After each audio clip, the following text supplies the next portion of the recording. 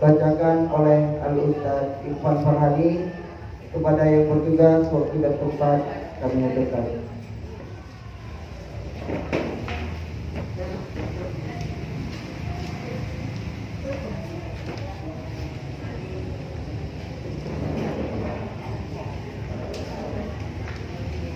Assalamualaikum warahmatullahi wabarakatuh.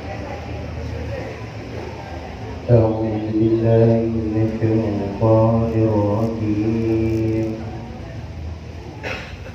Bismillahirrahmanirrahim.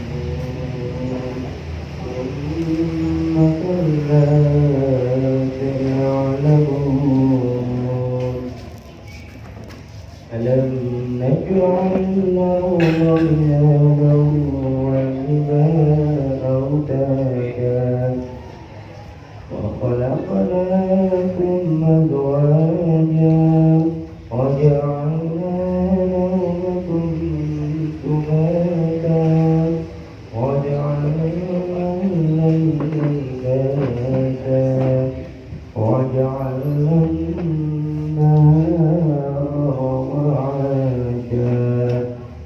وبنينا فوقكم سماء شدادا وجعلنا سراجا وجاجا وأنزلنا من المعصرات ماء salaman sih tuh musuh salah. Lagi mau istate. Kuatir begitu kan. Desember ya. Liyane sing anu tabungane anu. Kelas untung ora apa. Senang sih. Mulai Desember kan mantap Pak. Sing tadi saya ngomong di viral. Sadaqallahul azim wa sadaqa rasulul nabiyul karim wa nahnu ala dzalika minasy-syahidin wa syakirin. Semoga dengan pembacaan ayat suci Al-Qur'an tadi acara kita dapat berjalan dengan lancar dan diridhoi oleh Allah Subhanahu wa taala. Amin amin ya rabbal alamin. Acara yang kedua, pembukaan. Marilah sama-sama kita buka acara kita pada bagian berbahagia ini dengan bersama membaca basmalah. Bismillahirrahmanirrahim. Acara selanjutnya tausiah dan tanya jawab dan dilanjutkan dengan doa kepada Al-Ustaz Dr. Haji Muhammad Hatta, motivator dari Kediri, dengan tema menuju hijrah paripurna. Kepada Al-Ustaz Muhammad Hatta, boleh berkata.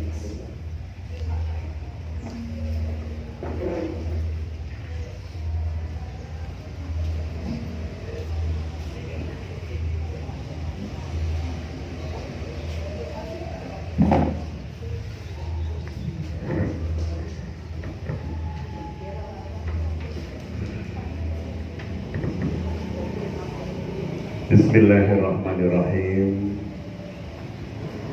Assalamualaikum warahmatullahi wabarakatuh.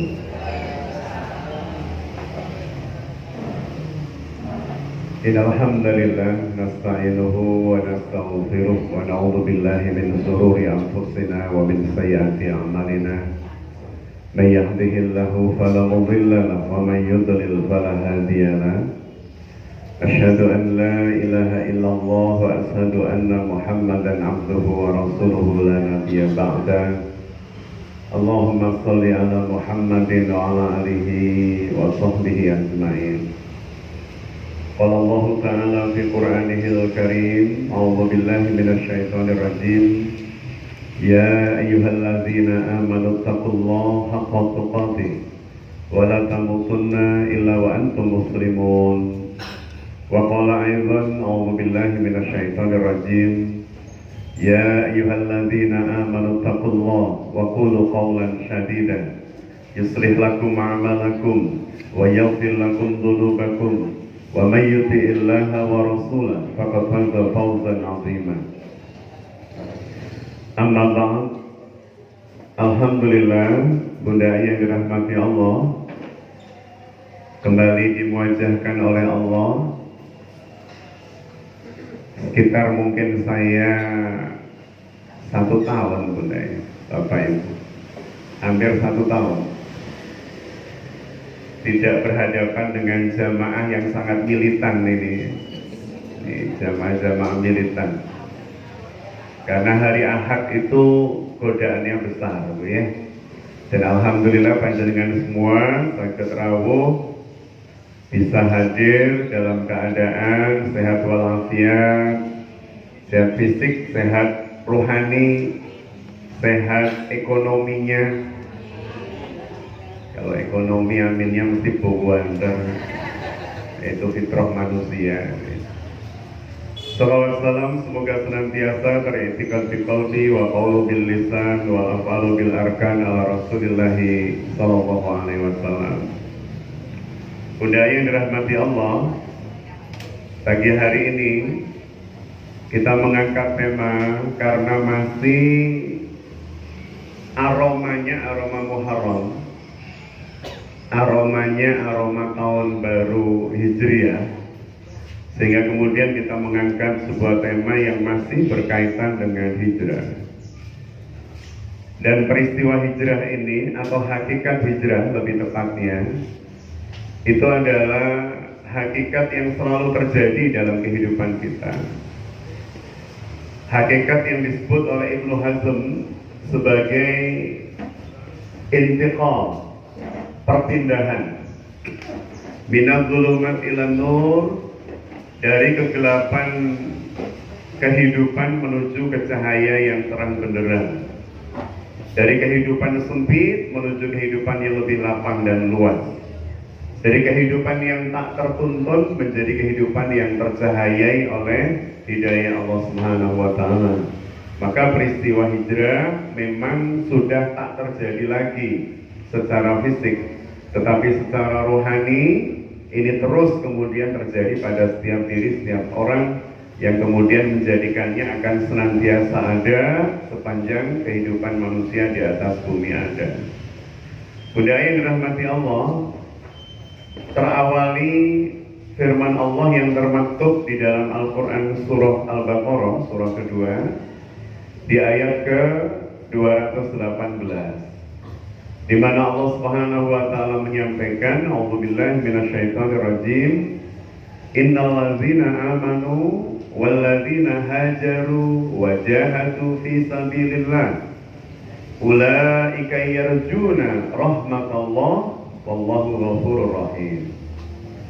Jadi Allah Subhanahu wa Ta'ala di dalam ayat ini menyampaikan, sesungguhnya orang-orang yang beriman, orang-orang yang berhijrah, orang-orang yang berjihad di jalan Allah Subhanahu wa Ta'ala, mereka itu adalah orang-orang yang berharap rahmat Allah Subhanahu wa Ta'ala, dan wallahu ghafurur rahim, Allah Maha Pengampun lagi Maha Penyayang. Kita akan coba untuk melihat seperti apa peristiwa hijrah ini pernah terjadi. Kemudian bagaimana ruhnya bisa kita transformasi dalam kehidupan modern, kehidupan kontemporer hari ini. Kita tahu, Bapak Ibu, Bunda Ayah, bahwa hijrah kaum muslimin itu terjadi 3 kali di masa Rasul. Yang pertama diawali dengan tahun keempat kenabian. Tahun keempat kenabian itu ketika dakwah secara terbuka telah disyariatkan dengan turunnya firman Allah dalam surah Al-Hijr, fasda' bima tu'mar wa arid 'anil musyrikin. Jadi Allah Subhanahu wa Ta'ala memerintahkan Rasulullah untuk mendakwahkan Islam secara terbuka, tak lagi sembunyi-sembunyi. Maka periode dakwah terbuka diawali di tahun tersebut. Setelah 3 tahun melakukan dakwah secara sembunyi-sembunyi. Saat itu Rasulullah SAW mengumpulkan ring pertama kehidupan beliau, kerabat dan saudara beliau, dari mulai anak, dari mulai sepupu, paman beliau, bibi beliau, dari Bani Hashim, semuanya dikumpulkan di Bukit Safa. Dan kemudian Rasulullah SAW mulai mendakwakan secara terbuka. Beliau menyampaikan dengan kalimat yang sangat terukur, dengan kalimat yang sangat memperhitungkan dampak dari ucapannya. Maka beliau mengawali dakwahnya dengan kalimat, seandainya di belakang bukit ini saya mengatakan ada pasukan perang yang akan menyerang kita, apakah kalian semua percaya? Ini kalimat yang luar biasa Bapak ya. Kalimat yang hendak ditata oleh Rasul, jawabannya nanti akan mengikuti iya, jawabannya ya, iya dan iya. Jadi Rasul mengawali dengan kalimat, apakah jika saya mengatakan di balik bukit ini ada pasukan yang nanti akan menyerang kita, apakah kalian semua percaya? Maka jawaban seluruh kerabat Rasul dari Bani Hashim hari itu percaya. Karena beliau terkenal Al-Amin dan beliau terakui sebagai orang yang tak pernah berkhianat ketika berjanji, tak pernah berbohong ketika menyampaikan sesuatu. Maka mereka semua percaya. Maka kemudian Rasul menambahkan pertanyaannya, dan seandainya saya mengatakan di balik bukit ini ada binatang buas yang akan memasuki Mekah dan menyerang kita semua, apakah kalian percaya? Dan jawabannya lagi-lagi percaya, karena engkau tidak pernah bohong, karena engkau adalah orang yang amanah dan seterusnya. Baru kemudian Rasul masuk pada konten dakwahnya.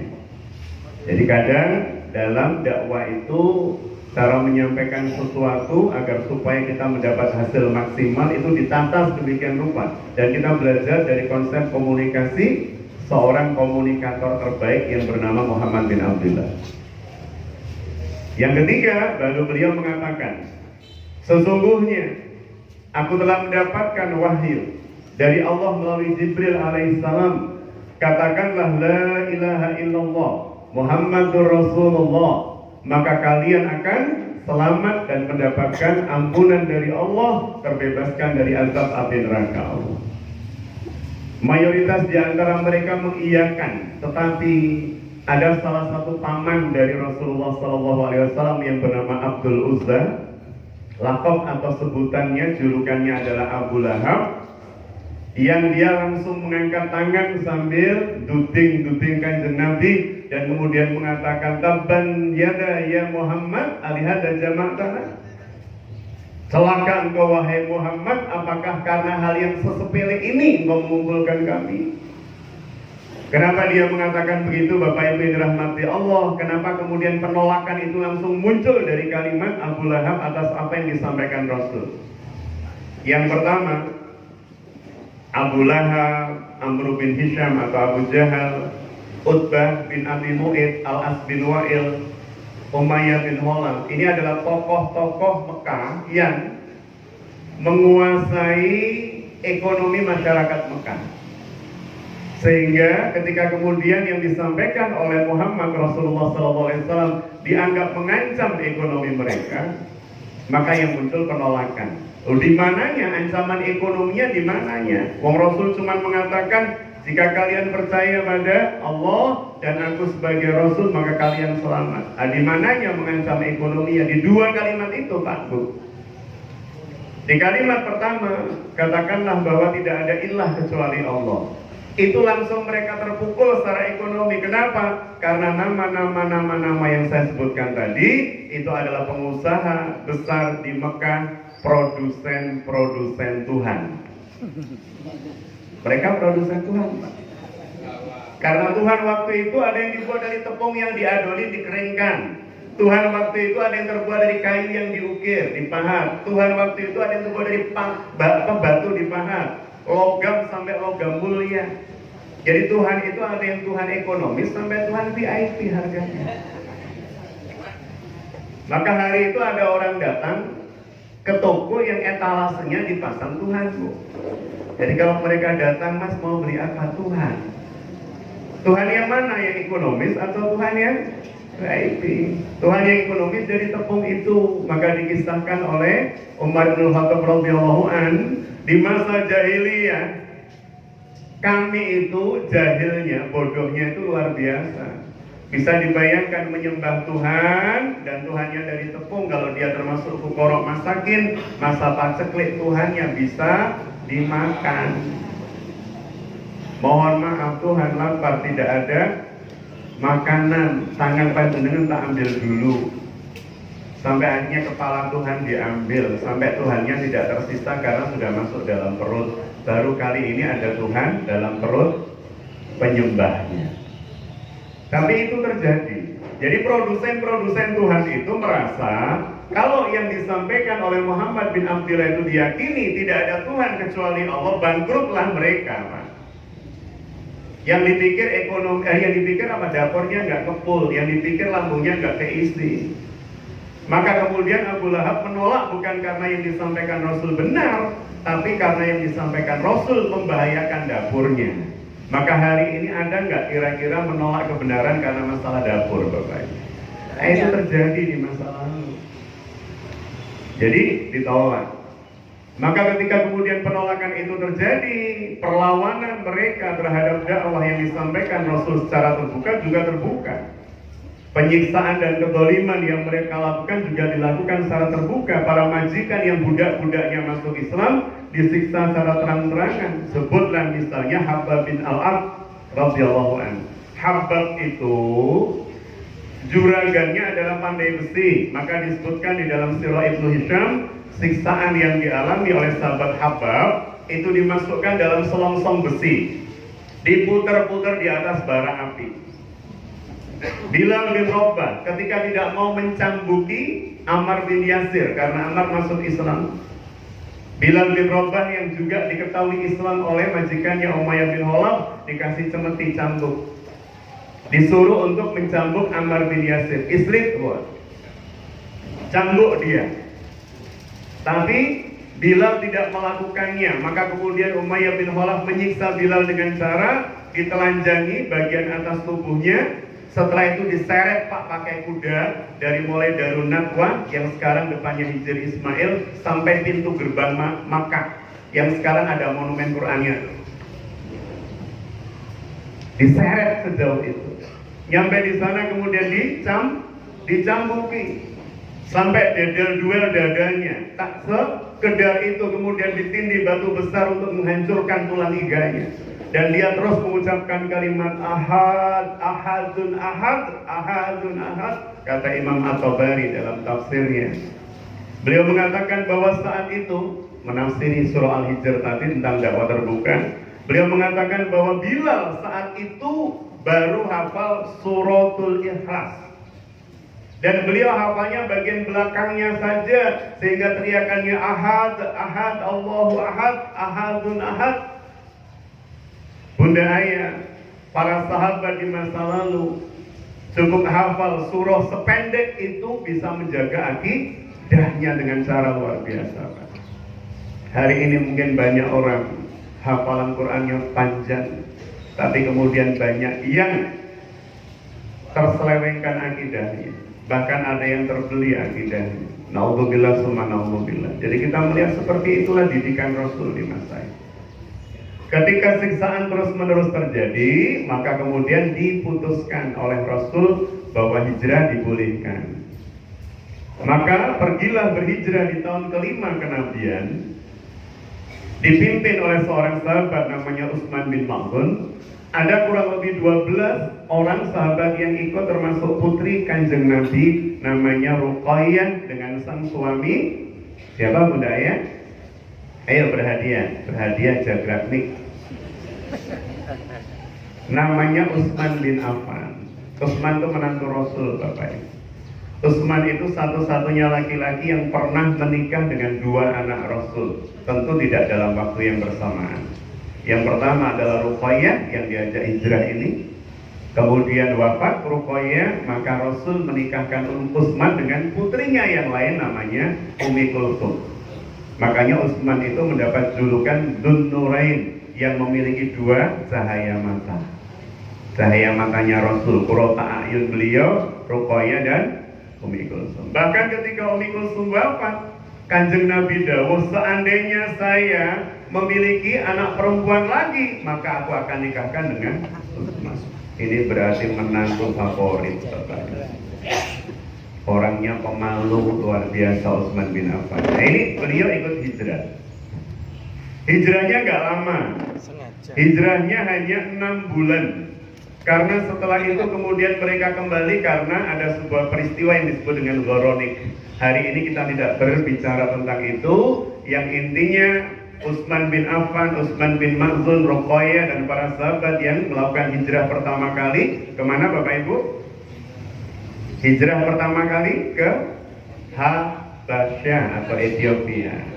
Habasyah itu sebenarnya lebih dari Ethiopia karena dia meliputi Ethiopia, Eritrea dan beberapa daerah di wilayah tersebut. Kerajaannya namanya Kerajaan Uksum. Rajanya berjuluk Najasyi atau Negus. Jadi Najasyi atau Negus itu julukan, bukan nama. Namanya Asoma. Asoma An-Najasyi, ya, atau Negus. Itu julukan sama dengan Pakubuwono, Hamengkubuwono dan seterusnya. Pertanyaannya, kok ya Rasul tahu bahwa Habasyah itu tempat yang layak untuk hijrah?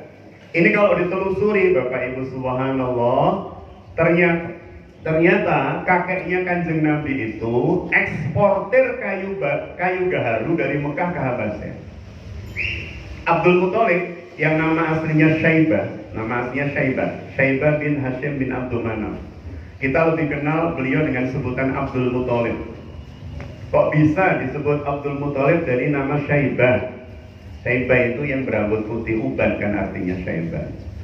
Jadi beliau itu waktu kecil tinggalnya di Madinah bersama keluarganya. Bapaknya Syaibah itu namanya Hashim. Makanya kemudian Rasul itu disebut Bani Hashim, dari Bani Hashim. Bapaknya Syaibah, kakeknya Rasul, berarti buyutnya Rasul namanya Hashim. Tinggalnya di Madinah. Madinah itu kota perkebunan, beda dengan Mekah. Mekah itu kota dagang. Makanya dia kota dagang, ruwetnya setengah mati kalau dengan ke Mekah kan, hiruk pikuknya luar biasa. Madinah itu kota perkebunan. Makanya kalau kita ke Madinah itu kelihatan lebih tenang dibanding Mekah. Benar Bapak Ibu? Dan kalau jenengan di Mekah atau Madinah misalnya harus mengunjungi kebun kurma, pasti di Madinahnya. Karena apa? Itu kota perkebunan memang gitu ya. Bukan di Mekah kalau kita mau kebun kurma itu. Baik, jadi dulu kakeknya Nabi itu di Madinah, namanya Hashim. Ketika beliau wafat, maka kemudian adiknya namanya Muthalib.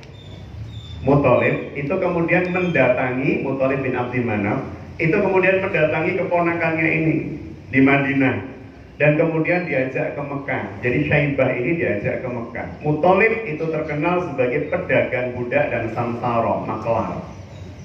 Maka ketika memasuki Mekah, dia bawa ponakannya, si Syaibah tadi, taruh di belakang untanya.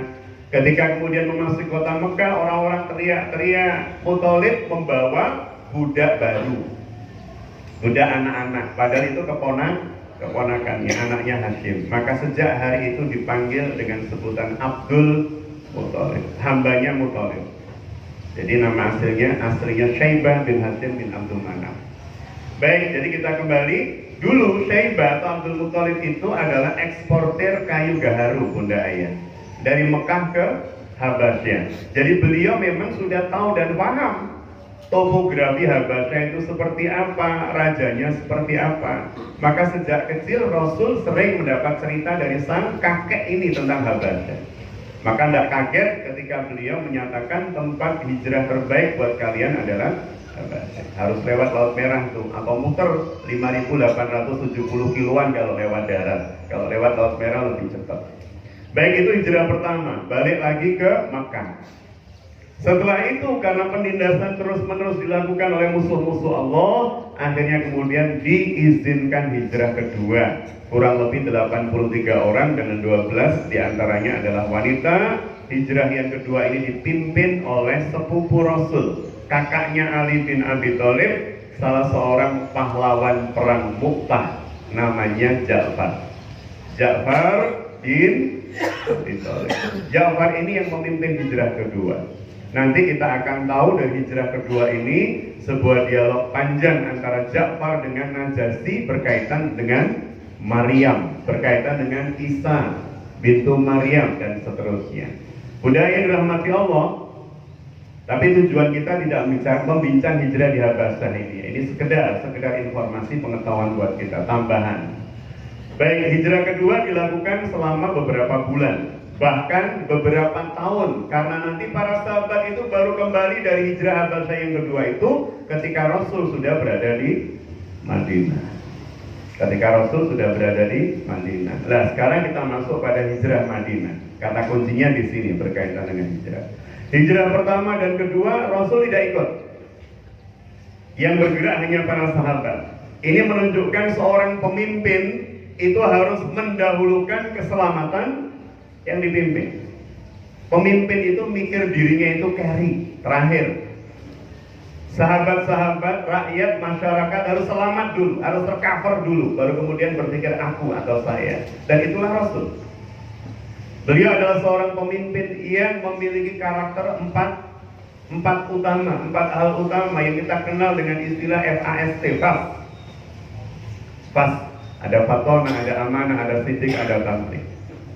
Dan kita lihat betapa bertanggung jawabnya beliau ketika kemudian berbicara tentang keselamatan, rakyatnya dulu diselamatkan.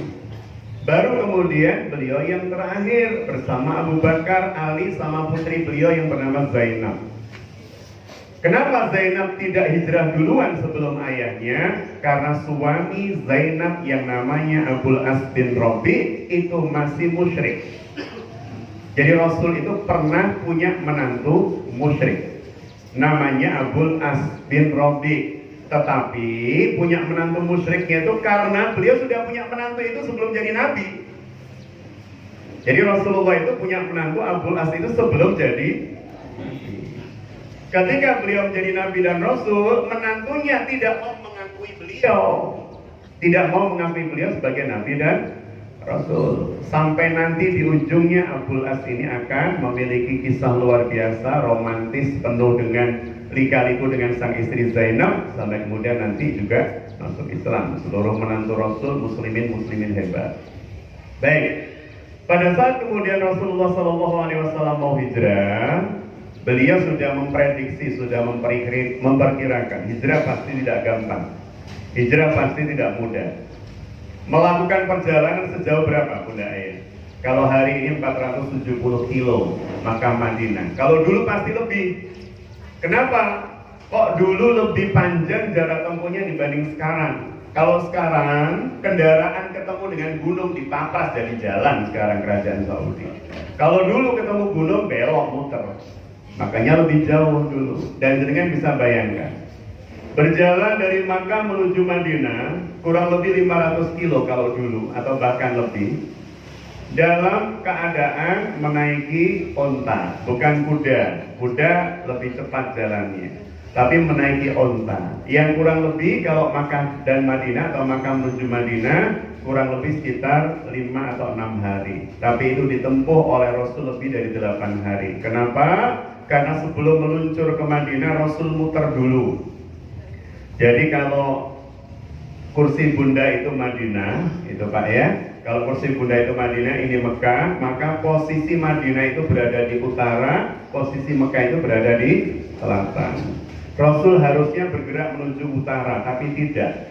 Rasul tidak langsung berjalan ke utara, tapi muter dulu ke selatan. Kemana? Ke sebuah tempat namanya Jabal Thur. Di sana ada sebuah goa, namanya Goa Thur. 1140 sekian meter ketinggiannya dari permukaan laut. Dan alhamdulillah kami pernah berkesempatan untuk mengunjungi gua tersebut. Ya lumayan jalan kaki gitu ya. Jadi Bunda yang dirahmati Allah, Jabal Thur. Rasulullah SAW menuju Jabal Sur dulu, berputar. Kemudian menginap selama 3 hari 2 malam, baru kemudian bergerak ke utara. Menjadi menarik ketika kita berbicara tentang Rasulullah SAW yang berada di Gua Sur dulu. Beliau bersembunyi di sana, dijaga oleh putra dari Abu Bakar yang bernama Abdullah bin Abu Bakar. Kemudian yang kedua yang ngirim makanan dari bawah ke atas. Kalau kita naik hampir-hampir tanpa berhenti sekitar 3,5-4 jaman, 4 jaman lah kita nyampe di atas, 3,5 sampai 4 jam. Saya naik jam 7, nyampe di atas hampir jam 11-an. Jadi hampir 4 jam. Ya berhenti sesaat itu untuk ngopi karena ada rest area Pak. Ada rest areanya, kita berhenti saat ngopi, lihat keledai, kemudian berjalan lagi ke atas. Jadi Bapak Ibu dirahmati Allah, hari itu Rasulullah SAW berada di atas dan yang ngirimin makanan, cateringnya itu yang membawakan adalah saudara Abdullah tadi, namanya Asma binti Abu Bakar. Asma itu saudara tirinya Ibunda Aisyah. Karena Asma dengan Aisyah itu beda ibu satu bapak, sama-sama anaknya Abu Bakar tapi beda ibu. Apa yang terjadi? Asma ini tiap hari kirim makanan ke atas. Jadi kan bisa bayangkan, ada ibu-ibu naik ke atas dari Indonesia ketemu saya, itu sampai muntah-muntah Pak. Mungkin karena jarang jalan-jalan, kemudian memaksakan diri pengen tahu seperti apa Jabal Sur. Kadang di Jabal Nur, kalau di Jabal Nur itu berangkatnya malam paling enak. Jadi sebelum nyampe di atas sampai muntah-muntah. Saya cuma bayangkan ini ada seorang wanita namanya Asma yang dia harus membawa perbekalan itu ya untuk makan Rasulullah dan ayahnya di atas, dan tiap hari itu dia lakukan. Ketika tidak mau mengangkat, tidak mampu mengangkat, maka beliau kemudian membuka ikat pinggangnya dan kemudian dibagi 2. Maka kemudian sejak hari itu Rasul menjuluki dia Dzun-Nutaqain, yang memiliki 2 sabuk yang akan membawa dia ke surga nanti. Jadi karena tidak bisa membawa, sabuknya dipecah jadi 2, kemudian digunakan sebagai pengikat beban yang akan diberikan pada ayah dan Rasulullah di atas. Ini subhanallah, perjuangan yang luar biasa. Baru setelah 3 hari 2 malam gak ketahuan, dan kisahnya sudah sangat masyhur, bagaimana Abu Bakar menyisir gua dulu, masuk dulu. Guanya tidak sangat dalam Bunda Ayah, hampir mirip dengan gua Selomang Leng dalamnya, gak dalam-dalam amat. Jenengan besokan gua Selomang Leng.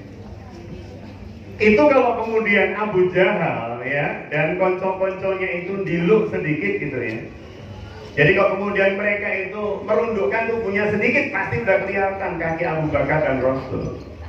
Saya nyoba dengan sahabat kami itu untuk memposisikan diri sebagaimana Rasul. Jadi kebetulan di bulan April kemarin ya, kami bulan Maret ya, berkesempatan untuk melakukan ekspedisi Sirah Nabawiyah. Jadi kami mengunjungi dari mulai Rasul lahir, kemudian peristiwa-peristiwa penting lainnya, termasuk pertempuran-pertempuran yang biasanya jamaah haji atau umroh itu nggak boleh menembus daerah itu. Contohnya misalnya Lembah Badar, Gurun Pasin Badar. Saya tidak yakin jamaah umroh atau haji bisa ke sana. Tapi kalau Taif langganan jenengan itu ya. Tapi kalau Badar pasti sulit. Alhamdulillah kemarin bisa nembus. Jadi kita mengunjungi situs-situs terpenting dalam proses sejarah perjalanan hidup Rasulullah SAW, kami bertiga. Dan alhamdulillah bisa menyelesaikan itu. Jadi kita melihat betapa sulitnya Rasulullah SAW melakukan aktivitas hijrah itu bersama dengan Abu Bakar As-Siddiq. Bergerak dari Jabal Sur menuju ke Madinah, mulai bergerak. Jauhnya sekitar 500 km tadi. Berjalan, kalau kemudian malam, kalau kemudian siang berlindung, malam melanjutkan perjalanan lagi agar supaya tidak terkejar oleh pasukan kafirin Mekah. Di tengah perjalanan ketemu dengan rest area di masa Rasul, ada Pak, rest area di masa Rasul. Di daerah Padang Pasir. Cuman kita sudah tidak menemukan situsnya, karena oleh pemerintah Saudi sudah dihilangkan semua itu. Situsnya Ummu Ma'bad namanya. Jadi di antara Mekah dan Madinah itu ada rest area bagi para musafir yang di situ restonya itu milik Ummu Ma'bad, restoran gitulah. restoran masa lalu, saya nggak tahu seperti apa bentuknya. Tapi para musafir biasanya di sana makan, ngisi air sambil minum susu dari domba. Ketika Rasul sampai di rest areanya Ummu Ma'bad gitu ya, Ummu Ma'bad bilang, Anda siapa? Dikatakan saja oleh Abu Bakar, kami dari wilayah selatan. Mau kemana? Ke utara, ke Yathrib. Nama Madinah waktu itu kan Yathrib. Jadi kan kalau membaca surah Yusuf, di ujung ayatnya ada kalimat la tashriban.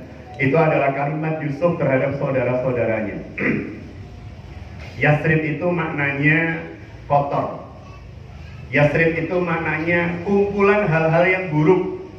Makanya Rasul mengatakan siapa saja setelah hari ini menyebut Madinah sebagai Yathrib, maka bayarlah kafarotnya.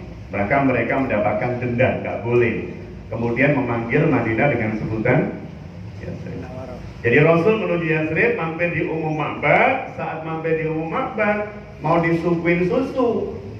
Dombanya sedang tidak mengeluarkan ASD, air susu domba. Saya mau nyebut ASD nanti keliru. ASD gitulah, air susu domba. Itu nggak keluar. Tapi ketika kemudian Rasul minta izin untuk memerah air susu itu ya, memerah domba itu susunya. Ternyata keluar Pak, berlimpah-limpah. Diminum beliau, diminum Abu Bakar, bahkan kemudian Ummu Ma'bad dan suaminya juga kebagian. Ini yang jualan bahkan kebagian. Maka mereka kemudian terpesona dan kelak kedua orang ini Ummu Ma'bad dan suaminya akan menjadi seorang muslimah dan seorang muslim. Jadi ada kisah tentang itu, Rasul hijrah. Sampai kemudian Rasul di sebuah daerah namanya Kuba, ini desa. Kuba ini desa. Dan pada saat Rasul sampai di sana, maka yang dilakukan oleh Rasul pertama kali adalah membangun masjid. Nah, ini menarik. Seorang pemimpin, seorang leader itu yang dipikirkan pertama kali berkaitan dengan konsep pembinaan umat adalah tempat ngumpul yang di situ ada ruh spiritual. Bukan mikir gazebo-nya di mana, nanti untuk main karambol dan seterusnya, enggak. Ya boleh-boleh saja main karambol. Tetapi yang dipikirkan oleh Rasul adalah tempat yang di situ kita sholat bareng, bisa ngobrol bareng, bisa membahas masalah umat bareng dan seterusnya. Masjid. Maka masjid yang dibangun pertama oleh Rasul itu bukan Nabawi, tapi Kuba. Masjid Kuba. Setelah itu baru kemudian bergerak menuju ke Madinah. Disambut oleh para sahabat dengan gegap gempita luar biasa. Dan yang menarik, kita lihat apa yang kemudian dilakukan oleh Rasul ketika sampai di Madinah. Itu para sahabat menyambut karena berhari-hari nunggu, tiap pagi nunggu. Nun jauh di sana dari arah selatan kok tidak ada debu mengepul, yang menunjukkan Rasul datang bersama Abu Bakar dan Abdullah bin Uraiqib. Siapa itu? Orang musyrik yang diminta Nabi untuk menjadi penunjuk jalan. Dari sinilah muncul hukum fikih, kebolehan meminta bantuan kepada orang non-muslim, musyrik dan seterusnya sepanjang mereka taat dan tunduk terhadap SOP kita. Jadi Abdullah bin Uraiqib ini musyrik Pak. Tapi dia tidak kemudian membocorkan rahasia bahwa Abu Bakar dan Rasul akan pergi ke Madinah. Tidak bocor rahasia. Jadi ketika kemudian memasuki Madinah disambut gegap gempita oleh sahabat Ansor dan Muhajirin. Orang Ansor itu, Madinah itu Bunda Ayah, Madinah itu dihuni oleh 4 kelompok besar. Yang pertama adalah pribumi, dan yang kedua, 3, 4 ini adalah orang-orang Yahudi. Pribumi Madinah namanya Aus dan Khazraj, kabilahnya Aus dan Khazraj. Kemudian yang 3 ini Yahudi, namanya Yahudi Bani Qainuqa, Bani Nadir, Bani Quraidah. Bani apa Bu? Qainuqa, Nadir, Quraidah. Oh keren Bu, saya sawanang ini. Ini berarti benar-benar memperhatikan. Saya itu memberikan contoh begini, kemudian tanya itu di mana-mana mesti salah sebut.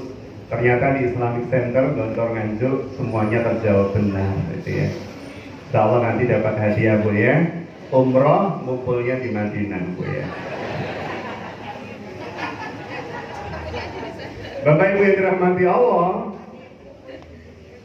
apa yang kemudian terjadi ketika kemudian Rasul masuk pintu gerbang Madinah, semua menyambut gegap gempita. Dan mereka kemudian mayoritas mengangkat tangannya, ya Rasul menginaplah di rumah kami, ya Rasul menginaplah di rumah kami. Gunakan rumah kami sebagai tempat tinggalmu, jadikan kebun-kebun kami sebagai masjid kita dan seterusnya. Tapi apa yang dilakukan Rasul? Ini pemimpin yang cerdas, Bapak Ibu. Apa yang disampaikan Rasul? Rasul tidak memilih kemudian, Mas, di rumah Anda saja, enggak. Meskipun mungkin nawarkannya begini, ya Rasulullah, di rumah saya saja nginapnya ya Rasul, rumah saya tipenya 60. Ya Rasul, rumah saya 120 loh. Yang lainnya Rasul, rumah saya 220 loh. Rasul tidak kemudian menunjuk, ya wis Mas, omah sampean untuk gede enggak. Tetapi untuk tidak menyakiti hati sahabat, karena jika Rasul mengatakan, ya hei, di rumah antum saja, baik saudaraku di rumahmu saja, kira-kira yang lain kecewa nggak Bapak Ibu? Nah, kita lihat Rasul, agar tidak mengecewakan semuanya, maka Rasul bilang begini, biarlah untaku ini, unta beliau namanya Qaswa, berwarna putih, dan sampai hari ini punya keturunan. Beliau mengatakan, biarlah ontaku ini yang berjalan, di mana dia menderum, di mana dia berhenti, disitulah aku membangun masjid, dan di dekat dan rumah di dekat situlah aku akan tinggal. Onta Rasul dilepas, jalan. Para sahabat masing-masing berdoa, semoga mandeknya di rumah saya. Ternyata berhentinya di sebuah tanah milik dua anak yatim, berhenti di situ, plek.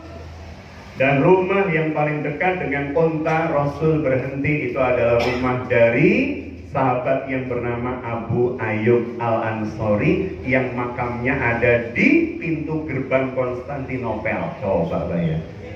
Ini orang Ansor Madinah yang wafatnya, jasadnya itu dimakamkan dan di pintu gerbang Konstantinopel. Apa kaitannya?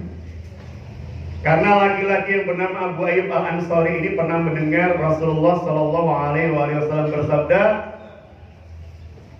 akan suatu saat Konstantinopel itu akan ditaklukkan oleh Ni'mal Amir, sebaik-baik amir, sebaik-baik pemimpin, dan Ni'mal Jaish, dan sebaik-baik pasukan. Suatu saat Konstantinia, Latuf Tahanna Konstantinia, begitu hadisnya. Dan suatu saat Konstantin itu akan ditaklukkan, dan sebaik-baik pemimpin adalah pemimpin yang menaklukkan, panglima. Dan sebaik-baik pasukan adalah pasukan yang menyertainya. Maka yang ingin mewujudkan hadis ini pertama kali namanya Abu Ayyub Al-Ansori tadi itu. Makanya ketika beliau gugur, beliau bilang kepada para sahabat, jika aku nanti syahid, maka makamkan aku di benteng Konstantinia sebagai saksi di hadapan Allah kelak bahwa aku merindukan posisi dan kedudukan seperti hadis Rasulullah SAW. Itu Abu Ayyub Al-Ansori. Jadi beliau yang rumahnya ditempati Nabi dan Abu Bakar pertama kali. Abu Bakar sama Nabi bilang begini ketika ditanya, ya Rasulullah, panjenengan tempatnya di bawah atau di atas? Kebetulan rumahnya tingkat, Bu, Pak. Tapi tingkat di masa lalu tidak seheboh hari ini, biasa banget rumah beliau. Ya Rasulullah, panjenengan di bawah atau di atas?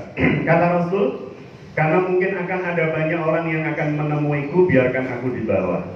Ketika beliau di bawah, Abu Ayyub Al-Ansori dan istrinya di atas, itu berkali-kali, kata Dr. Muhammad Ali As-Solami, penulis kitab sirah populer, Abu Ayyub itu seringkali mendengarkan suara lantai atasnya, Pak. Mendengarkan, ini posisi Rasul di mana ini?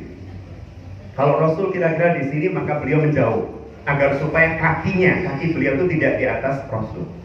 Sampai begitu Pak pikirnya, Pak, para sahabat ini. Ini Rasul di mana ya? Gereneng-gereneng gitu sama Abu Bakar. Oh, di sana, maka dijauh nih. Tidak malah gedruk-gedruk di atas gitu ya. Jauh. Di rumah sahabat Abu Ayyub Al-Ansori. Sampai kemudian Rasul bisa membuat rumah sendiri. Dan prosesnya cukup panjang melalui peristiwa Badar, Uhud, dan seterusnya. Bunda yang dirahmati Allah, ada sebuah pesan penting yang kemudian kita dapatkan. Ini sampai jam berapa sebelum tanya jawab, Ustaz? Jam setengah 8. Setengah 8 itu tanya jawab, sudah selesai semua. Belum, Ustaz. Waduh, udah sesuai ya. Dulu udah begitu ya dulu. Ekstra. Ya nanti saya soalnya juga ada jadwal di Kediri, Bunda. Baik, Bunda yang dirahmati Allah, kalau kemudian kita melihat peristiwa hijrah, mayoritas sahabat hijrah itu kan sembunyi-sembunyi. Ada satu sahabat itu yang ketika hijrah itu nggak pakai sembunyi-sembunyi. Rasul aja sembunyi. Rasul sama Abu Bakar itu harus mengelabui gitu kan, harus ke Gua Sur dulu. Tapi ada seorang sahabat yang ketika hijrah itu malah membuat iklan. Iklan itu disadur kemudian oleh Indonesia, bahasa Indonesia dengan kata iklan. Sama dengan balihu, balagho, balihu itu sekarang jadi balihu. Balihu anni walau ayat, sampaikan meskipun satu ayat. Penyampai itu, menyampaikan itu balihu, penyampai itu mubalik, sekarang jadi balihu ayat. Menyampai pesan. Iklan itu pengumuman, sekarang jadi iklan kalau di Indonesia. Nah ini ada sahabat mau pergi mengiklankan diri, mau hijrah mengiklankan diri. Semuanya pada berangkat malam, semuanya berangkat sembunyi, tapi beliau tidak. Beliau bahkan mengatakan besok pagi saya akan pergi ke Yathrib. Barang siapa yang ingin anaknya yatim dan istrinya janda silakan hadang saya. Wah kau warang Pak ini. Namanya Umar Ibn Khattab radhiyallahu anhu.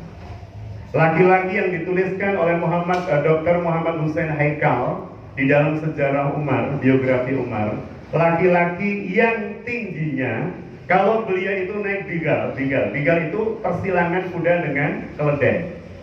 Kalau beliau itu naik bigal, kemudian kakinya dibiarkan, itu dua-duanya bisa nyentuh tanah. Dengan bisa bayangkan tingginya ya, tingginya Umar. Dan Umar itu pedangnya sampai hari ini tersimpan rapi di Museum Topkapı Turki Sire.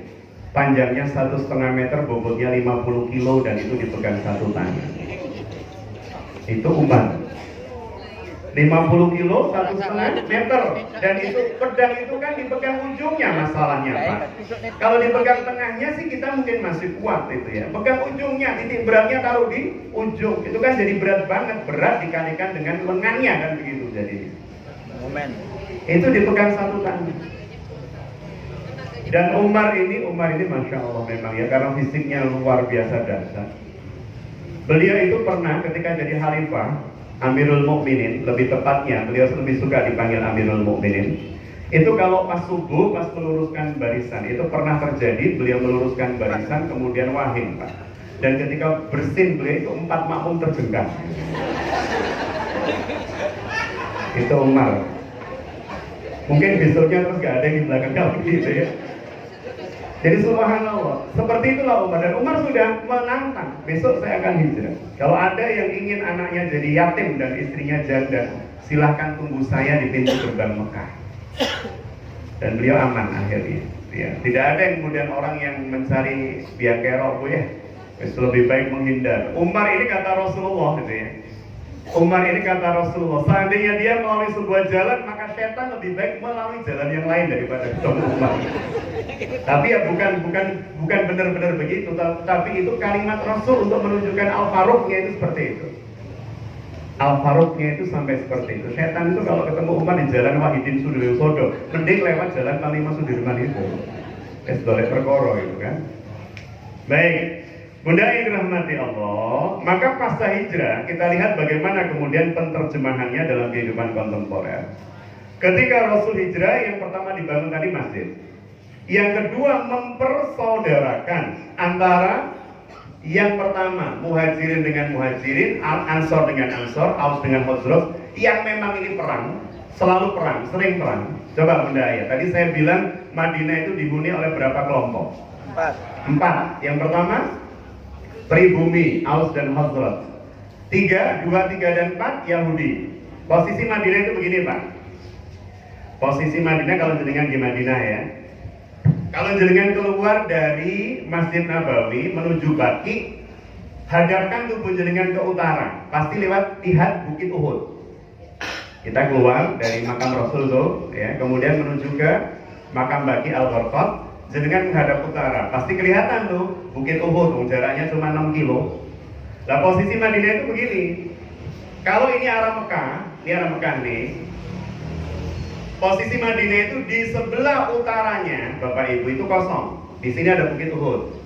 Di sebelah timur dan baratnya, kalau ini utara selatan berarti barat di sini ya, barat ini timur. Timur dan baratnya Madinah itu terlindung oleh lahar yang sudah membeku ratusan tahun, menjadi batu-batu hitam. Terlindung sisi timur dan barat Madinah. Sisi selatan Madinah secara alami ya, sisi selatan Madinah ini tempat orang-orang Yahudi hidup yang tiga kabilah, Qainuqa, Nadir, dan Quraidah. Itu semua di sisi selatan. Jadi kalau jenengan pengen rekreasi, ziarah, ziarah itu kan artinya berkunjung, melihat orang-orang Yahudi dulu hidupnya di mana, maka naik taksi sekitar 50 real. Jenengan bisa melihat yang namanya Istana Ka'ab bin Ashraf. Itu tokoh Yahudi masa lalu. Dan kebun kurmanya juga masih ada. Jadi selatan Madinah itu penuh dengan kebun kurma. Dan orang Yahudi itu medit-medit, Pak. Sehingga kebun kurmanya itu jadi rapet-rapet. Dan itu menguntungkan Rasul. Karena selatan jadi aman. Gak mungkin pasukan besar nyerang dari selatan. Karena kebun kurmanya rapet-rapet gitu ya, tinggi-tinggi pagernya. Ya meditnya setengah mati, tapi mereka sok. Sering bilang orang Islam itu sama Tuhannya tidak loyal. Kalau kami loyal, kami berikan semua pada Tuhan. Kalau orang Islam kan cuma 2,5%. Maka mereka setelah berdagang, uangnya dikumpulin, taruh di loyang. Setelah itu mereka akan menuju ke padang pasir dan kemudian dilempar, Bu, loyangnya itu. Uang-uangnya dilempar. Tuhan, jika engkau mau, ambillah, sisanya buat saya. Yang jatuh berapa, Bu? Ya semua, Bu. Itu cara mereka ngakalin Gusti Allah. Tuhan, yang engkau kehendaki ambil Tuhan, maka yang jatuh bagian saya. Ya mesti ceblok kabeh toh, Pak. Mereka bilang umat Islam itu cuma 2,5%. Kalau kami berikan semua pada Tuhan. Tuhan, ambil yang engkau mau. Kalau tidak, yang jatuh itu berarti bagian kami. 2 orang yang itu. Coba jangan baca suratul Baqarah, surah Al-Anbiya, kisah tentang Musa, Khidir, dan seorang laki-laki muda yang kemudian kita identifikasi dari Ibnu Katsir. Laki-laki itu bernama Yusuf bin Nun yang kelak akan jadi nabi, diangkat oleh Allah. Di situ dikisahkan orang-orang Yahudi itu ibadahnya kan cuma 1 hari, Pak.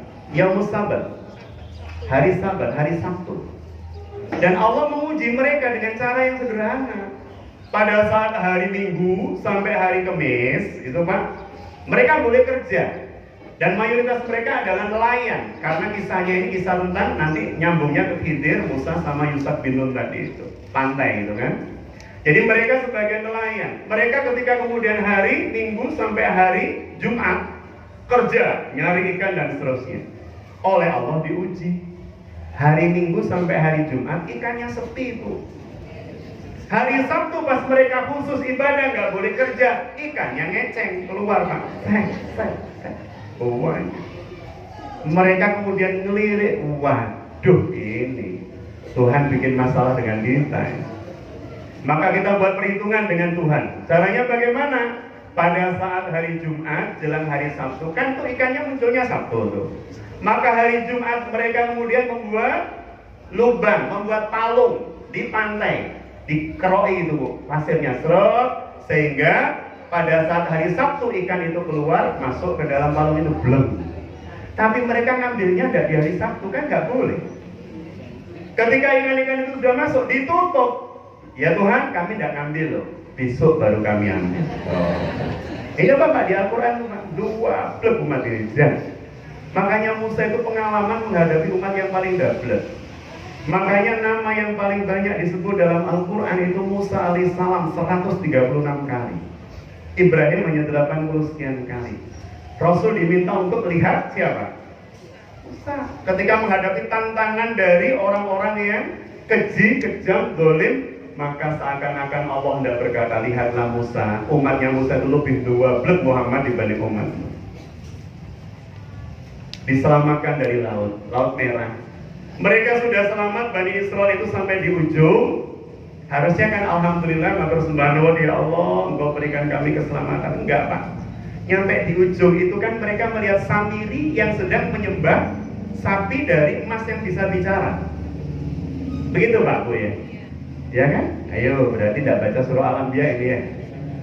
Jadi di ujungnya itu, di ujung Laut Merah itu mereka melihat Samiri dan kelompoknya sedang menyembah sapi terbuat dari emas dan bisa bicara. Ini Bani Israel baru merasakan mukjizat yang teramat sangat dahsyat, laut bisa terbelah. Nyampe di ujung lihat Tuhan seperti itu, bilang sama Musa, ya Musa, tidakkah engkau bisa membuatkan Tuhan buat kami yang seperti itu? Bayangkan. Ini kan berarti dedek. Umat sing dua blek-blebes. Jadi Bunda yang dirahmati Allah, itu gambarannya. Jadi oleh Rasul dipersaudarakan itu ya, Yahudi antara Aus dan Khazraj dipersaudarakan, kemudian Muhajirin dengan Ansor dipersaudarakan. Aus dan Khazraj itu Pak, Bu, Bunda Ayah, punya perang yang sifatnya reguler. Reguler Pak perangnya ya, 1 semester 2-3 kali itu. Reguler pertempuran ini. Dan siapa yang menjadikan mereka ini saling bermusuhan? Yang menjadikan mereka saling bermusuhan adalah orang-orang Yahudi yang ada di selatan ini. Mereka pendatang. Sebagai pendatang mereka ingin eksistensinya tidak diganggu oleh pribumi. Maka agar supaya mereka bisa nyaman, pribumi yang 2 kelompok besar ini diadu domba. Itu yang menjadikan mereka selamat, itu yang menjadikan mereka aman. Maka jika hari ini ada orang-orang yang ingin eksistensi ekonominya macam-macamnya terjamin, tidak diganggu oleh orang pribumi dan seterusnya, biasanya diadu domba Pak itu. Dan itu terjadi di masa lalu, di masa Rasulullah SAW. Aus dan Khazraj itu punya perang Pak, perang reguler. Perang yang paling besar namanya perang Bu'as. Dan perang mereka ini unik, orang-orang Arab zaman dulu itu. Jadi perangnya itu hanya di pagi hari. Maka nanti kita lihat perang Ahzab itu dahsyatnya luar biasa, hanya terjadi di pagi hari. Rasul dikepung 10.000 pasukan Madinah. Jadi kalau pagi perang gitu ya, habis subuh perang sampai nanti jelang maghrib Pak, kukut Pak. Dan ketika mereka kukut, mereka itu bisa minum teh bareng Bapak Ibu. Coba bayangkan. Itu habis maghrib tuh bisa ngeteh bareng. Saya tuh baca kisahnya. Oh boy ya, tapi saya cek pada kitab yang lain ternyata juga sama. Mereka tuh bisa ngeteh bareng. Masya Allah. Nah ini perang yang terjadi di masa lalu. Baik. Jadi Rasul yang dilakukan mempersaudarakan. Pemimpin, leader yang baru ya, itu wajib untuk kemudian mempersaudarakan potensi-potensi yang ada di sebuah tempat, apakah instansi, lembaga, sekolah, negara, kota. Jadi potensi-potensi yang ada disatukan untuk kemudian dipersaudarakan. Termasuk Rasul mempersaudarakan dirinya dengan Ali bin Abi Thalib. Betapa tidak, karena Ali itu mau menggantikan posisi Rasul untuk dibunuh pada saat mau berangkat hijrah. Pak, misalnya jenengan lah ya. Rasul mau pergi. Kemudian Rasul bilang begini, Pak, jamaah Islamic Center Nganjuk, Gontor, Nganjuk. Ini saya mau pergi, Pak. Ini rumah kita dikepung, Pak, rumah saya, Pak. Ini mereka sudah mau bawa pedang, bawa parang, bawa tombak. Mereka kan bunuh saya, Pak. Gimana, Pak, kalau jenengan gantikan saya? Cuman semalam saja. Jaminannya surga, Pak. Jaminannya surga. Nanti tombak masuk, kemudian pedang masuk pada tubuh jenengan, tidak apa-apa. Jaminannya surga. Kerso Pak jenengan, Pak. Oh wah, belum mikir istrinya, anaknya dan seterusnya. Itu Ali. Maka kemudian Ali yang dipersaudarakan oleh Rasulullah dengan diri beliau Sallallahu Alaihi Wasallam. Nah, sekarang kita lihat kehidupan pasca hijrahnya. Pasca hijrah Rasulullah Sallallahu Alaihi Wasallam di tahun pertama Hijriah. Tahun Hijriah itu kan adanya di masa Umar, Bapak Ibu, Bunda Ayah. Berarti di masa Rasul ada nggak kalender Komariah, kalender Hijriah? Tidak ada. Sehingga tidak bisa kemudian jenengan mengatakan, oh pengguna kalender Samsiah itu orang yang tidak Islami. Rasul nggak pakai kalender Islami. Begini, Rasul nggak punya kalender, Pak. Bulan Rabiul Awal, Rasul diketahui misalnya lahir hari apa? Hari Senin. Senin, tanggal 12 bulan. Pertanyaan saya, berarti bulan Rabiul Awal itu adanya sebelum Muhammad lahir atau setelah? Setelah hijrah. Bulan Rabiul Awal itu adanya sebelum Nabi lahir atau setelah? Sebelum, Bapak Ibu. Sebelum. Rabiul Awal itu sudah ada, maka kita bisa mengatakan Nabi Muhammad lahir 12 Rabiul Awal. Tapi kalau ditanya tahunnya, kita nggak tahu. Tahunnya apa, Bu?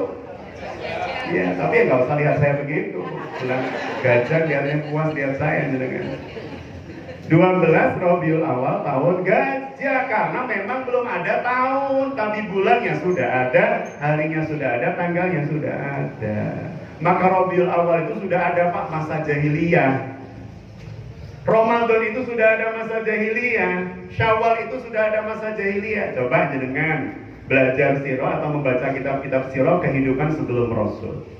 Bulan-bulan itu semuanya sudah ada sebelum Islam ada, sebelum Islam hadir, sebelum Muhammad diangkat jadi Nabi dan Rasul. Maka jangan mengatakan orang yang pakai bulan Juni, Juli, oh itu tidak Islami.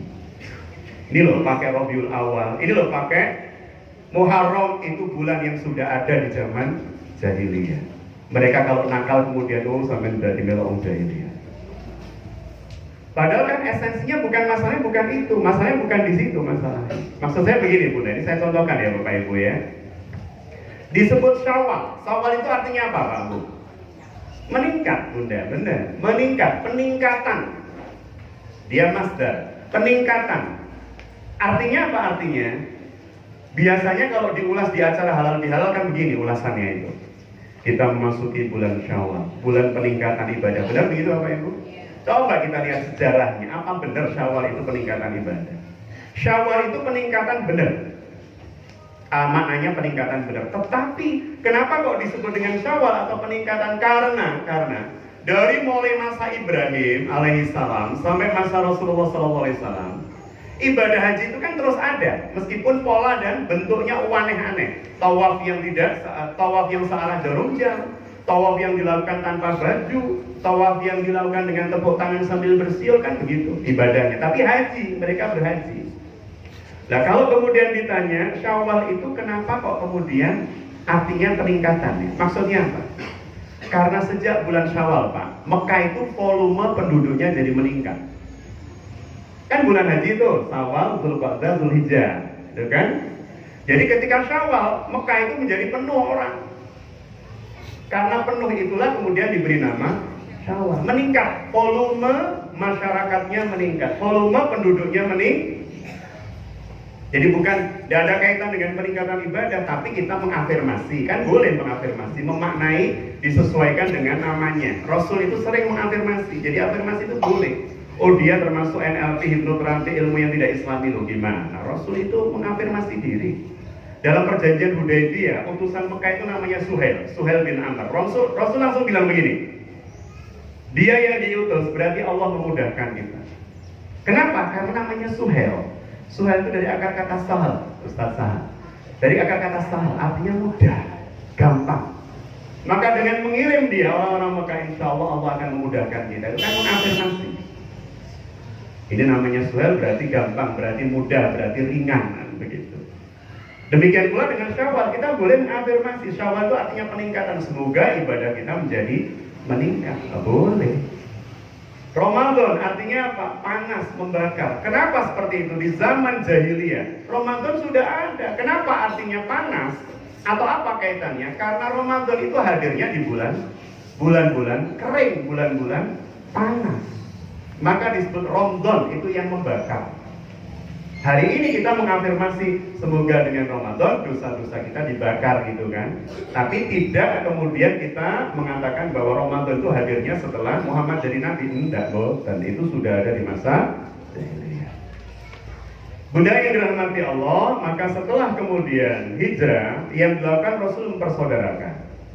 Setelah kemudian mempersaudarakan, dan ini yang terpenting, masuk pada fase terpenting. Ini saya gunakan sebagai penutup Bapak Ibu. Setelah itu mungkin ada tanya jawab, karena sudah jam 7 lebih ya. Jadi ketika kemudian persaudaraan sudah dibuat, Mekah itu kan tidak pernah ridho dengan hijrahnya Rasul dan para sahabat. Maka mereka terus mengintai gitu kan. Mereka terus mengintai bagaimana perkembangan Madinah. Dan mencari celah atau saat di mana mereka bisa menghancurkan, meluluh lantakkan Madinah. Dan saat itu ditemukan di tahun kedua Hijriah. Wah, ini tahun kedua Hijriah. Tahun kedua Hijriah itu maksudnya apa Bunda Ayah? 2 tahun setelah hijrah. Hijrahnya Kanjeng Nabi usia berapa Bapak Ibu? Gini aja, Rasulullah mendapat wahyu usia berapa? 40. Dakwah di Mekah selama 13. Berarti usia Rasul hijrah 53 tahun. 53 tahun Rasul berjalan dari Makkah menuju Madinah, jalannya 500 kilo. Pernah ikut gerak jalan sejauh itu Bapak Ibu? Dan usia beliau 53. Badar itu terjadi tahun kedua Hijriah. Berarti Rasul usianya, jadi Rasul itu Bunda baru mengawali pertempurannya di usia 55 tahun. Perang pertama beliau. Pertama perang. Dan setelah itu akan ada 28 kali perang dan Rasul menjadi panglimanya dari 60 sekian perang. Sejak usia 55, Pak. Itu jadi panglima perang pertama. Uhud tahun ketiga Hijriah, Rasul usianya 56, itu di saat para pegawai BUMN pensiun di Indonesia. BUMN 56 tahun kan, Bapak Ibu, kakak saya pensiun 2 tahun yang lalu, usianya 56 di Krakatau Steel. Jadi usia di saat usia dianggap tidak produktif di negeri ini, Rasul itu memimpin perang yang kedua, namanya perang Uhud. Nanti ada perang Khandaq atau perang Ahzab tahun kelima Hijriah, berarti usia Rasul 58, itu mimpin pertempuran melawan 10.000 pasukan. Nanti ada perang Tabuk di tahun ke-10 Hijriah, berarti usia Rasul jelang wafatnya 9 Hijriah, 9 Hijriah tambah 53, 62 tahun. Usia Rasul 62 tahun, itu bertempur dengan jarak tempuh 600 kilo Pak dari Madinah, namanya Tabuk. Berarti fisik Rasul itu luar biasa. Umatnya. Maka saya gunakan satu kisah sebagai penutup berkaitan dengan pasca hijrah dan bagaimana dasar atau luar biasanya Rasul yang kemudian kita bisa ambil nanti ibrahnya. Yang saya ambil bukan Badar. Kalau Badar tanpa tayangan saya eman karena dasar sekali. Yang saya ambil Uhud Pak. Karena ini jenengan bisa bayangkan dan suasananya seperti suasana Uhud Pak. Suasana Uhud. Kenapa saya katakan demikian? Karena perangnya Rasul itu di waktu duha. Pertempuran Uhud itu terjadi di waktu. Baik, kita lihat ini Madinah Bapak Ibu. Coba diingat-ingat lagi yang saya sampaikan. Ini utara Madinah. Ini sebelah timur dan barat Madinah. Timur dan barat Madinah dibatasi oleh lahar yang sudah mengalami proses pendinginan pembekuan ratusan tahun. Namanya Harrah, atau dalam bahasa Inggris biasa disebut Herat.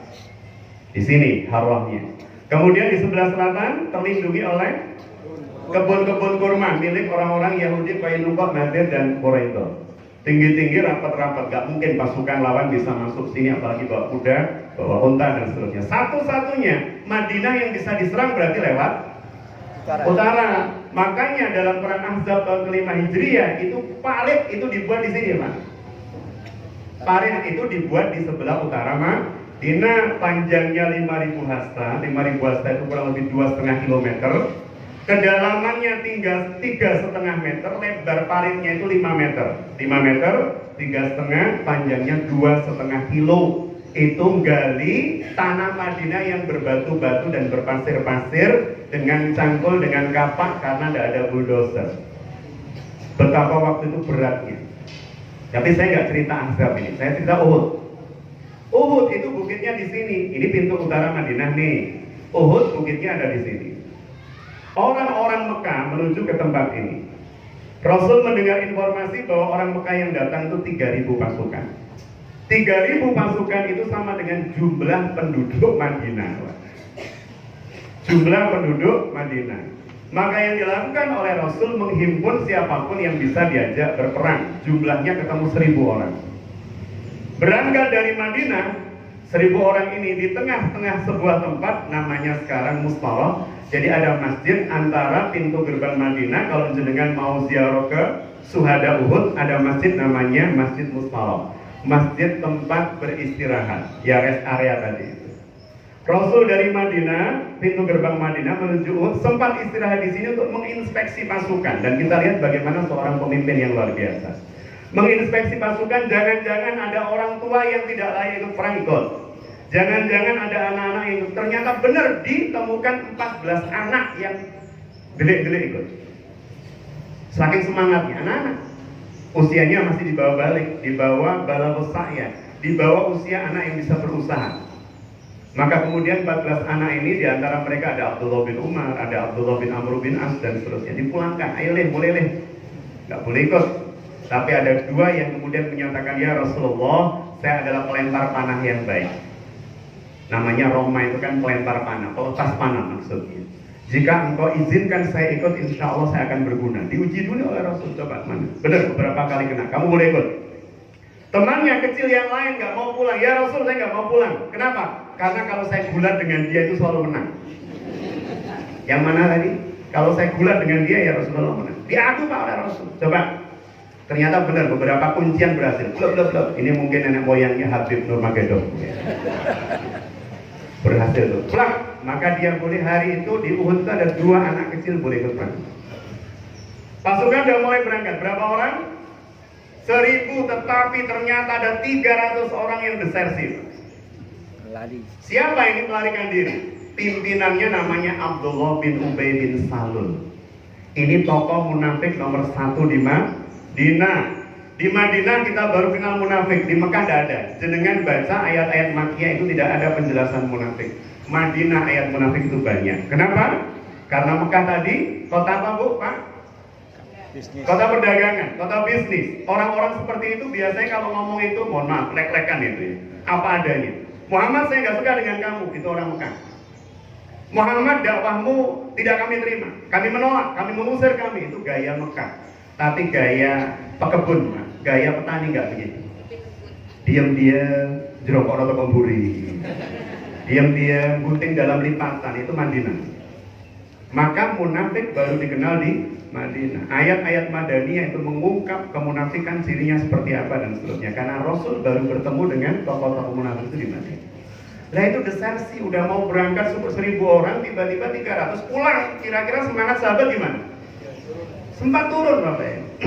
Sampai Umar itu begini, Umar, ya Rasul, sebelum kita menghadapi pasukan Mekah di Uhud, mending yang 300 ini kita selesaikan dulu.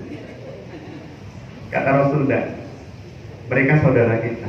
Apa kata orang lain ketika kita membunuh orang-orang Madinah sendiri? Dan saya percepat. Berkurang 300 jadi 700, bergerak menuju Uhud. Nah, kita lihat bagaimana strategi Rasul dalam memimpin, Pak ya. Ini utara, ini berarti timur, ini berarti Rasul menjadikan tempat perang itu, kalau di sini Uhud, Pak, di sini tempat syuhada, ini tempat perangnya. Di sini ada gunung kecil. Kita biasa menyebut Jabal Rumat. Itu namanya Jabal Ainain sebenarnya. Jabal Rumat itu kan pemanah. Berarti disebut Jabal Rumat, disinilah tempat pasukan pemanah Rasul. Jadi Rasul ngatur strateginya begini. Ini Jabal Rumat, ini aja Pak, Jabal Rumat. Nah, ini bukit tempat pemanah, di sini Uhud. Rasul ngatur pasukan di sini. Rasul memilih untuk berada di posisi timur begini. Pasukan lawan dari sana. Kenapa kok Rasul menetapkan waktu duha bertempur ini? Lihat matahari hari ini. Silau. Subhanallah, sampai segitu Pak Rasul itu Pak. Jadi Rasul memilih waktu duha untuk bertempur karena pasukan Islam di posisi ini. Ini sangat menguntungkan. Jadi lawan akan silau nanti Pak. Kilatan-kilatan pedang kaum muslim itu akan menyilaukan mereka. Dan yang pertama itu, yang kedua, kenapa Rasul memilih di sini sebagai tempat pertempuran? Saya itu kagumnya luar biasa dengan strategi Rasul. Antara Bukit Uhud dengan Jabal Rumat ini kan sekitar 100 meteran, 150 meteran. Maka pasukan Rasul dibuat begini Pak. Yang 700 itu ya, bersaf 2. Pasukan lawan 3000, jadi sekali saf ini, satu saf ini kurang lebih 300-an orang. 300, sisanya di pos-pos jaga itu ya. Kemudian 50 taruh di sini nih, pasukan panah. Udah, kemudian pasukan kaum kafir, musyrikin itu 3000 orang Pak. Kalau 3000 kemudian 300 per safnya, tempatnya cuma itu saja, 300 per safnya. Tadi 300 sampai 10 tuh. Jadi Rasul memilih tempat ini karena apa? Karena kalau bertempur kan yang depan saja, sehingga jumlah pasukan 3000 gak ngaruh. Yang tempur kan cuma depan saja. Depan saja. 3000 ini gak ngaruh kecuali kalau mereka melewati Jabal Rumat dan menghantam pasukan muslimin dari samping atau belakang, baru mereka bisa menang, memanfaatkan Tapi di sini ditaruh Rasul 50 pasukan panah. Yang kalau mereka mau ke sini mikir, wah amblas sudah habis, ini pasukan mana? Di sini dijaga, di sini mereka berhadapan cuman yang depan saja bisa. Itu yang menjadikan kaum muslimin menang di awal. Jadi mereka silau dengan matahari, kaum muslimin dan musuh perang hanya bagian depannya saja. Dan kalau yang berperang bagian depannya saja, di sini ada 10 atau 9 kelompok lain, 300. Kira-kira Pak, kalau orang perang, yang belakang juga ingin nyerang nggak? Halo? Iya, ketika yang belakang ingin nyerang, ngerusoni nggak temannya yang di depan tuh? Malah ngerusoni. Itu yang dibidik Rasul, bagaimana membuat pasukan lawan itu kocar-kacir dan kebingungan. Ditempatkan di lembah Uhud itu karena strategi Rasul yang luar biasa. Rasul tidak keluar seperti di Badar, bukan keluar 136 km dari Madinah menyongsong pasukan lawan. Ini enggak. Karena jumlah pasukan teramat sangat sedikit, maka Rasul menunggu pasukan lawan di lembah Uhud. Menang akhirnya, dihantam pasukan lawan. Pasukan lawan itu kalau perang Bunda Ayah yang dibawa bukan hanya pedang, bukan hanya perisai, tapi Tuhan-Tuhan mereka dibawa. Kalau kita bawa Tuhan, mereka bawa Tuhan itu patung-patung itu. Dan tadi saya sampaikan patung-patung yang dibawa dalam perang itu seperti senjata-senjata mereka. Kalau jenengan punya senjata kemudian dipamernya di ruang tamu dengan senjata yang digunakan untuk perang itu kan pasti beda loh Pak. Senjata hias dengan senjata perang. Senjata perang itu pasti kualitas terbaik. Harganya pasti sangat mahal. Nah ketika kemudian pasukan kaum muslimin sudah mulai menang merengsek pasukan lawan, Tuhan-Tuhan mereka dijatuhkan, senjata-senjata mereka ditinggalkan, mereka mundur lari. Kira-kira kepincut gak kaum muslimin dengan barang-barang itu? Itu barang-barang biasa atau mahal? Mahal, sangat mahal Pak. Jenengan dan saya mungkin hari ini bilang, sahabat-sahabat kok matre ya? Masa sekelas beliau kemudian harus berebut itu? Jangankan itu, kadang kita lewat jalan kalau ada uang 100.000 aja kita tutup dengan kaki. Orang lain gak ada, sepi kemudian dijupuk. Ini kemudian melihat seperti itu Pak, apa yang terjadi? Para sahabat kemudian menguti barang-barang itu. Wajar apa bukan? Wajar, itu kita banget kan. Ketika diambil pasukan yang jaga di Jabal Ainan ini, Jabal Rumat melihat, loh lah kok wis mulai baraan. Kira-kira mereka pengen nggak ikut ke sana? Padahal Rasul mengatakan jangan kau tinggalkan Jabal Ainan sebelum kemenangan gilang gemilang sudah kita dapatkan. Mereka melihat itu, wah berarti wis menang. Ditakwili kalimat Rasul dengan takwilan sesuai dengan kehendak kita.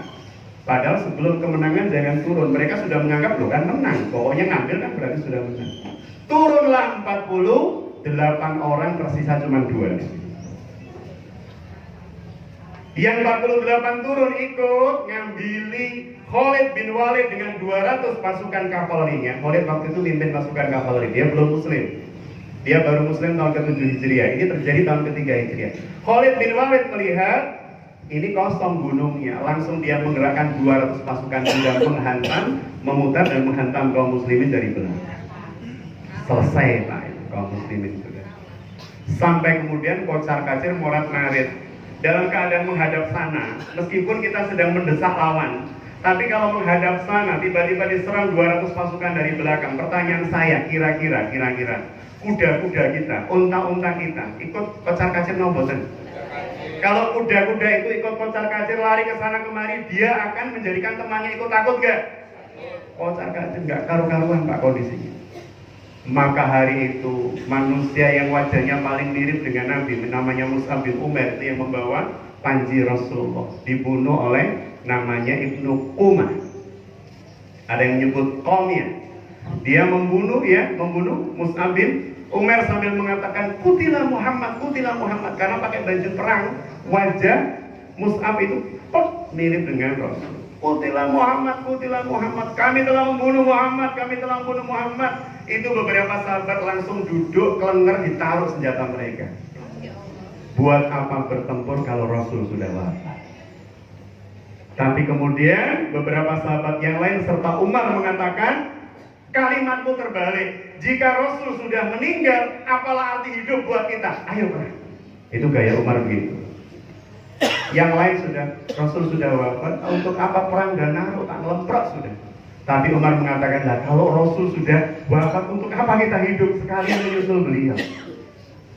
Maka Umar hari itu bersama beberapa sahabat melindungi Rasul yang sudah tubuhnya bersimbah darah, wajahnya bersimbah darah.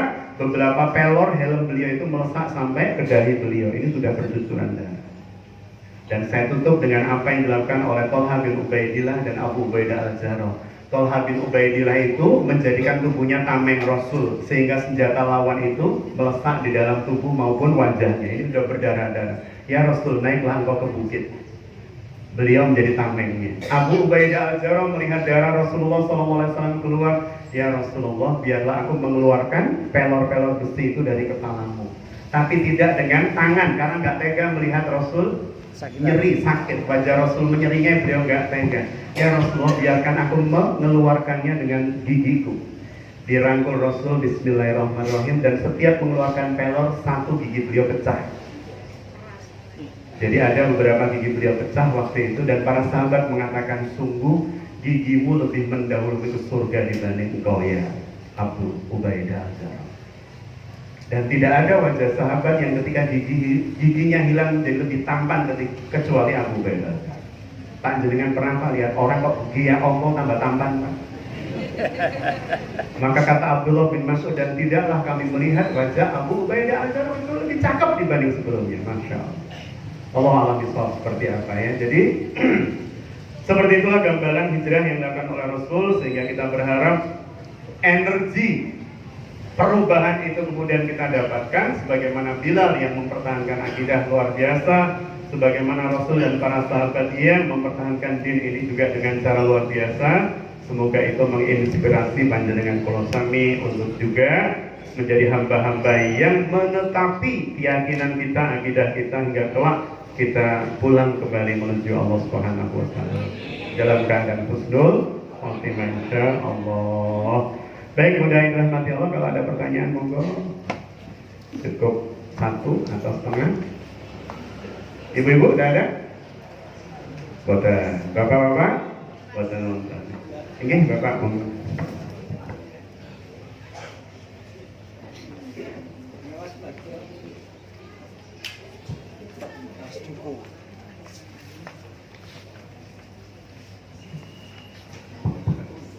Assalamualaikum warahmatullahi wabarakatuh. Terima kasih atas waktunya. Menyimak dari Bapak dan Ustaz tadi, betapa hikmahnya begitu besar dan mulia. Terbukti dari paparan tadi, betapa para sahabat ditinggikan akhlaknya dengan hikmah hijrah tadi. Saya ingin bercerita tentang suatu kasus di sekitar saya. Itu ada seorang anak yatim,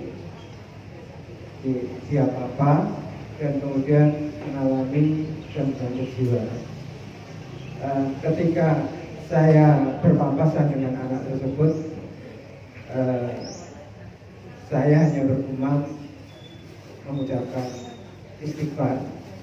Apakah kemudian sikap saya itu sudah cukup untuk menebus dosa saya? Karena melihat keberadaan anak yatim ini yang saya cukup prihatin. Sementara ini saya berkesimpulan belum ada kepedulian dari lingkungan. Saya teringat ketika hadis Nabi yang bercerita tentang anak putri yang dia sakit epilepsi, kemudian bertanya kepada Nabi, wahai Nabi, saya mohon doanya untuk disembuhkan dengan penyakit epilepsi saya, karena ketika saya kambuh epilepsi saya, Allah saya terbuka. Kemudian Nabi menjawab, permintaan kamu apabila diganti, saya doakan kamu bersabar dengan penyakitmu, tapi masuk surga kamu pilih. Nah, dengan kasus ini apakah pernyataan istighfar saya cukup menebus dosa saya apabila di komunitas tersebut belum ada kepedulian terhadap orang tersebut? Terima kasih. Assalamualaikum warahmatullahi wabarakatuh. Jadi berkaitan dengan bagaimana kalau kita melihat sesuatu yang sejatinya harus segera kita sikapi, menolong, kemudian mengentaskan itu ya, dan seterusnya. Tadi disampaikan oleh beliau, setiap ketemu ya saya beristighfar. Astagfirullahaladzim, ya Allah, belum bisa menjadikan dia sebagai anak angkat saya, dan seterusnya. Misal seperti itu. Maka budaya yang dirahmati Allah, ada dua tinjauan. Yang pertama, tinjauan yang pertama ketika panjenengan dan saya melihat kemungkaran. Kalau ini kan bukan kemungkaran, Kalau melihat kemungkaran, maka berlaku atas kita hadis Rasulullah SAW, man ra'a minkum mungkaron fayughayyirhu biyadi fa illam yastati fa bilisan fa illam yastati fa biqalbi wa dzalika atul iman. Jadi kalau melihat kemungkaran maka kewajibannya merubah dengan kekuasaan kalau punya. Yang kedua kalau tidak bisa dengan lisan. Yang ketiga kalau tidak bisa dengan hati dan itu selemah-lemah iman. Bagaimana kalau kemudian kasusnya tidak melihat kemungkaran tetapi melihat kemungkaran dari sisi yang tidak langsung. Kemungkaran dari sisi yang tidak langsung. Maksudnya begini, anak ini terzolimi karena ada ketidakadilan yang sedang terjadi atau kemungkaran yang sedang terjadi di mana umat mulai abai dengan orang-orang fuqara dan masakin. Ketidakadilan mulai muncul, kemudian rasa empati mulai tidak tumbuh lagi dan seterusnya. Ini adalah buah dari kemungkaran di bidang-bidang yang lain, di tempat-tempat yang lain dan seterusnya. Maka bagaimana kewajibannya? Kalau memang punya kekuasaan, kemampuan secara materi, maka beliau bisa mengambil sebagai anak asuh, sebagai anak angkat. Tapi kalau tidak memiliki semua itu, lisan kita, lidah kita. Termasuk hari ini Bapak bertanya, jadi ada yang tahu tuh Bunda Ayah. Sehingga ketika kemudian ada yang tahu, Pak, aku nitip dia, Pak bisa diantar ke panti asuhan mana misalnya, A, B, C, D, E. Artinya ada banyak solusi yang kemudian kita bisa dapat dengan lidah kita, dengan lisan kita. Kita punya sahabat yang kurang beruntung, kemudian kita share di FB tanpa kita tunjukkan wajahnya. Misal begitu, maka insya Allah ada teman-teman kita yang menolong dan seterusnya gitu Pak ya. Artinya dikabarkan kepada orang-orang yang memiliki solahiyah atau kelayakan, kemampuan untuk menolong, mengentaskan dan seterusnya. Itu cara atau bagian cara kita menolongnya. Kalau tidak bisa sama sekali ya sudah doakan. Tidak cukup istighfar Bapak, tapi mendoakan agar kiranya dia mendapat pertolongan dari Allah. Dia mendapat bimbingan dari Allah. Dipertemukan oleh Allah dengan orang-orang yang bisa menolong, membimbing, membiayai dan seterusnya. Nih contoh Bunda, contoh sederhana. Jenengan lewat jalan, pernah nggak ketemu dengan tukang bakso? Pernah ya, dorong. Dan tukang bakso dorong itu mau pulang ternyata masih penuh tuh pentolnya, gorengannya, tahunya, minyak. Mohon maaf, saya buat sedetail mungkin biar jenengan tambah lapar itu. Nah ketika papasan gitu bisa nggak kita mendoakan mereka? Bisa. Dan itu kira-kira ringan atau berat? Kenapa tidak kita ambil? Padahal pahalanya besar sekali mendoakan orang yang didoakan tidak tahu. Ya Allah semoga berkah pintu rezekinya panjenengan buka karena bisa jadi anaknya mau bayar sekolah macam-macam bla bla. Kita doakan saja ya Allah bukalah pintu rezeki buat beliau, mudahkan ya Allah. Begitu Bapak. Jadi istighfar, mengistighfari diri ya. Kemudian mendoakan dia. Kalau kita punya kemampuan menyampaikan kepada sahabat, kerabat, teman, kita sampaikan. Itu kan Allah alam bisawab. Terima kasih. Itu mungkin budaya budaya yang dirahmati Allah yang bisa kami sampaikan. Mohon maaf jika ada kalimat yang kurang berkenan dan kiranya Allah Subhanahu wa taala berikan keberkahan atas apa-apa yang sudah kita azamkan hingga ke tempat ini. Allahumma sholli ala Muhammadin wa ala alihi wa sahbihi wasallam walhamdulillahirabbil alamin.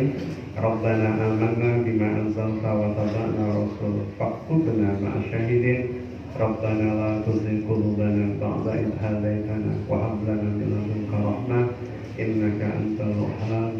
Rabbana atina fid dunya hasanah wa fil akhirati hasanah wa qina adzabannar wa adkhilna jannata ma'al abrar ya aziz ya muhtar ya rabbal alamin. Subhana rabbika rabbil izzati amma yasifun wassalamun alal mursalin walhamdulillahi rabbil alamin. Amin ya rabbal alamin. Billahi taufiq wal hidayah. Assalamualaikum warahmatullahi wabarakatuh.